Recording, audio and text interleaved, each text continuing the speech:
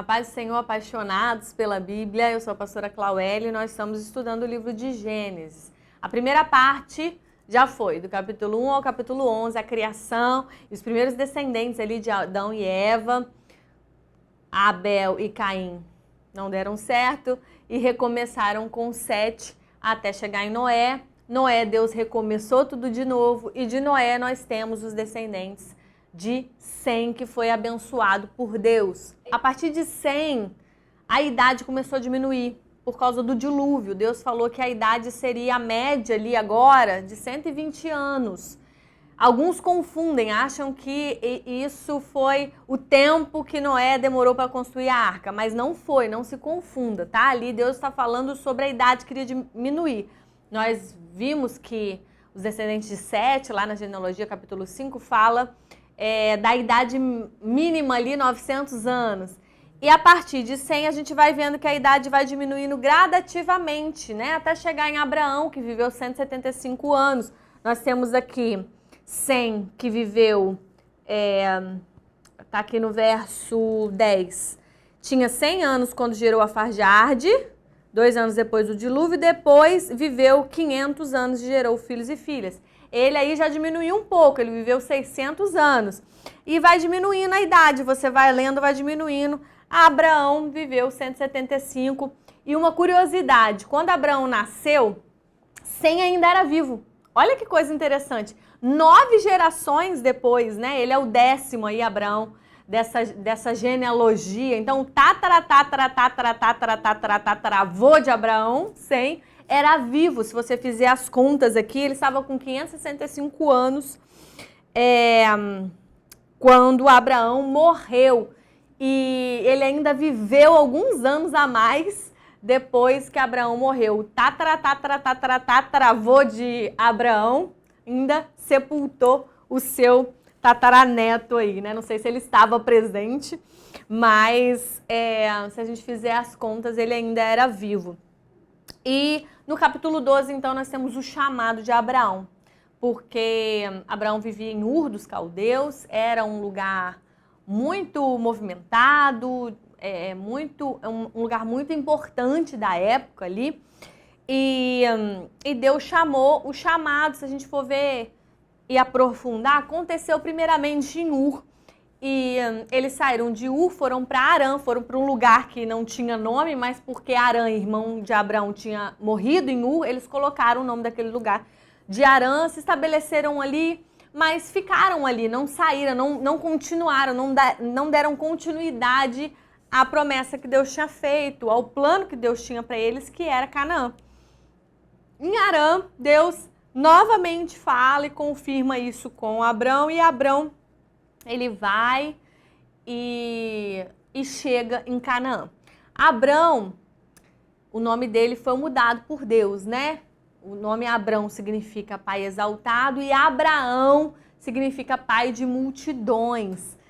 Nós vamos chegar num ponto aqui, que é o ponto onde Deus confirma a sua promessa, é o ponto que Deus traz o símbolo dessa promessa e dessa aliança, que é a circuncisão, e aí ele muda o nome dele, ele muda o nome de Sarai, a esposa dele, né? E tem todo um plano e propósito de Deus dentro disso para o crescimento e o avanço. Mas a promessa para ele aqui no capítulo 12 era: você vai crescer, você vai multiplicar, você vai ser abençoado, você vai ser rico, você vai ser próspero. Olha que promessa maravilhosa, né? Aquele que te amaldiçoar vai ser amaldiçoado, aquele que te abençoar vai ser abençoado. Em ti serão benditas todas as famílias da terra. Então a promessa, a primeira promessa ali para ele era que Deus iria abençoar todas as famílias da terra através de Abraão, que foi o que aconteceu. A bênção de Abraão chegou até nós, né? Gálatas fala sobre isso. Se vocês são filhos de Abraão, vocês são herdeiros da promessa. E Abraão, a Bíblia diz que ele creu na promessa de Deus e isso foi lhe imputado como justiça. Ele creu quando não havia lei ainda. Então, fala da fé de Abraão, não tem a palavra fé aqui, né? No Antigo Testamento essa palavra vai aparecer lá na frente, só em Abacuque, né? Que fala de fé, o justo viverá pela fé, né? Mas aqui a gente já vê esse contexto de fé começando na vida de Abraão, que acredita na promessa, dá um passo de fé, chega em Canaã, mas ele chega lá e não acontece nada, ele só vai fazendo altares, edificando ali tendas para ele morar, ele e a esposa, né? Eles têm o desejo de ter filhos, não têm filhos, Deus dá a promessa de multidões, Deus dá a promessa de muitos descendentes, e eles ficam na expectativa. Só que nesse chamado, Abraão já tinha 75 anos, e Sara era 10 anos mais nova do que ele, 65 anos. Na cabeça deles, tudo bem, nós acreditamos, mas quando que vai acontecer isso? Porque a gente já está com a idade avançada. E Deus foi tratando o coração deles primeiro, para depois vir a promessa. E aí foi um desenrolar da história, né, até chegar realmente no ponto em que eles tiveram o filho da promessa, que foi Isaac, né? Antes disso eles tiveram Ismael. Na verdade, Ismael foi filho de Abrão e Agar, porque Sara achou que a promessa estava demorando demais, falou, tenho aqui minha serva, né? Deita com a minha serva. Naquela época era permitido isso, quando a esposa não dava filhos, o marido poderia pegar uma serva, né, como concubina e ter filhos para que a geração dele não parasse nele. E foi o que aconteceu, mas também não era a visão de Deus para eles. Não era a promessa, não era o plano de Deus para eles, né? Mas nasceu Ismael. Ismael foi circuncidado junto com Abraão quando ele tinha 13 anos. E depois disso, Deus autorizou que eles mandassem Agar e Ismael embora. E a partir de Isaac seria a promessa ali da continuidade que chegaria até Jesus. Então, Isaac recebeu a mesma promessa de Abraão, que em ti serão benditas todas as famílias da terra, eu vou abençoar, eu vou multiplicar. Ele foi um homem muito próspero, o nome dele significa riso, porque quando a Sara estava ouvindo os anjos falarem sobre a confirmação de que eles seriam um filho, ela riu, porque ela achou que, né, ai, de novo isso, né? Quando que vai acontecer? Será que vai acontecer? E o anjo falou, ó, porque ela riu, daqui a tanto tempo vai vir e vocês vão colocar o nome de riso, de Isaac. E ele foi um homem próspero, ele foi um homem abençoado, né? Teve o momento em que Deus quis realmente confirmar Abraão como seu servo, como seu escolhido, né? No capítulo 22, que é quando ele leva Isaac para ser sacrificado, Deus pede isso a Abraão, e Abraão, cheio de fé, de certeza de que Deus faria algo, porque aquilo que Deus promete, ele protege, né?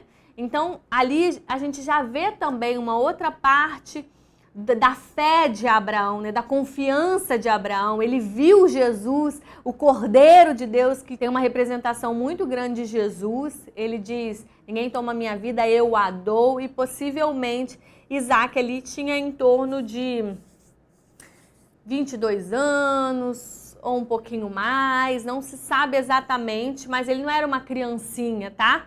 Então ele se deixou ser entregue, ele mesmo deitou. O Flávio Josefo fala essa parte da história de uma maneira muito linda, dele se entregar, dele confiar no Pai, dele confiar em Deus, dele saber que o Deus da promessa tinha um plano na vida dele. Então aquilo tudo foi, e o lugar ali também tem um significado muito importante, né? O Monte Moriá, e depois ali foi chamado Sião, foi onde o templo foi construído, o Templo de Salomão. Hoje a construção que tem ali em Sião, no Monte Moriá, é o Domo da Rocha, é o cartão postal de Israel. Quando você pesquisa aí na internet Israel, você vai ver a imagem ali do Domo da Rocha, que é aquele domo dourado que protege a rocha, que naquele lugar ali foi onde Isaac foi sacrificado, né? Onde depois era o lugar do Santo dos Santos, o lugar exato da arca, tem até a marcação da arca ali, mas para os muçulmanos é o lugar onde Maomé foi assunto aos céus. Então ali ele tem a representação de várias religiões, né? As principais monoteístas, e é um lugar bem protegido, muito protegido. Mas depois disso, né, Deus livra Isaac da morte e Sara morre. E depois nós temos a busca do servo. O servo foi buscar uma esposa para Isaac casar. Isaac casa com Rebeca e eles têm 2 filhos gêmeos, Esaú e Jacó. Esaú é o mais velho, Jacó é o mais novo. mas nasceu agarrado no calcanhar do irmão porque queria ser o primogênito desde o nascimento, né? E Esaú chamou por causa disso, né? Calcanhar, ou alguns traduzem como enganador, aquele que quer usurpar o lugar do outro. E ele sempre em busca disso acaba que Esaú vende a sua primogenitura por um prato de lentilha e depois ele, confiado naquilo, né, que ele já tinha, ele engana o seu pai e recebe a bênção no lugar do irmão e foge para Arã. Lembra de Arã? A gente falou que eles foram de Ur para Arã e de Arã para Canaã. Ele vai para Arã porque ali ficaram alguns parentes. E aí ali ele se casa com duas primas, né? A Raquel e a Lia. Mas ele amava mesmo a Raquel e além das duas, ele acabou também se casando, né, ou possuindo as concubinas, a concubina de Lia, que era Zilpa, e a concubina de Raquel, que era Bila. E com essas 4 mulheres ele teve 12 filhos e uma filha, Diná. Os 12 filhos de Jacó tem uma representação muito importante em todo o Antigo Testamento. Daqui para frente a gente vai ver que tudo tem a ver com esses 12 nomes ou com esses 12 filhos. E aí Jacó abençoa os seus filhos. E aí tem uma briga aí pela primogenitura, porque o primogênito é Rúben e Rúben ele perde porque ele se deita com Bila, concubina de seu pai Jacó. Aí os próximos da lista é Simeão e Levi, eles perdem porque para defender Diná, que foi abusada por Siquém, eles matam todo o povo de Siquém ali, e aí são homens de sangue e perdem a primogenitura. O quarto na lista é Judá. E aí Judá, ele recebe um poder, uma autoridade, porque 1 Crônicas 5, verso 1 e 2, fala que Judá foi poderoso entre os seus irmãos e ele tinha um papel importante ali. E através de Judá, nós temos a descendência de Jesus. Mas Crônicas, capítulo 5, também fala que quem recebeu de fato a bênção da primogenitura foi José. Por que José? José era o primogênito de Raquel, a esposa amada de Jacó, né? Então, essa briga da primogenitura nós vamos ver também durante todo o Antigo Testamento entre Judá e entre José. Mas o fato é que o Gênesis, o livro de Gênesis, termina com o quê? Com a história de José. Um grande destaque aí para a história de José. São muitos capítulos falando sobre isso, de como ele era o filho preferido, que aos 17 anos ele foi vendido, né, como escravo, chegou até o Egito. No Egito ele cresceu, prosperou e se tornou alguém muito importante depois de ter sofrido muito, tá, gente? Foram 13 anos de sofrimento, mas com 30 anos ele se tornou o homem mais importante do mundo, depois de Faraó, né? E ele revelou um sonho de Faraó e aproveitou a oportunidade ali para aconselhar Faraó no que fazer. E Faraó o colocou como o segundo depois dele no reino e ele conseguiu ter o mundo ali em suas mãos, porque ele guardou alimento no período das vacas gordas e no período das vacas magras ele vendeu o estoque que ele tinha para o mundo todo. Todos vinham até o Egito e o dinheiro estava na mão de José, os animais do mundo inteiro estavam na mão dele, as terras do mundo inteiro estavam na mão dele, mas a diferença é que ele tinha tudo em suas mãos, mas ele sabia que aquilo tudo era do rei, era do reino, né? Isso é prosperidade de verdade. Então, Gênesis termina com a história de José, a história do perdão, né? Que teve que ter essa cura, essa comunhão novamente com seus irmãos. Cura, perdão e no final a bênção das 12 tribos e o desenrolar dessa história nós vamos ver depois no livro de Êxodo. Mas isso nós vamos deixar para os próximos vídeos, tá? Deus te abençoe, estude a Bíblia, se aprofunde na palavra.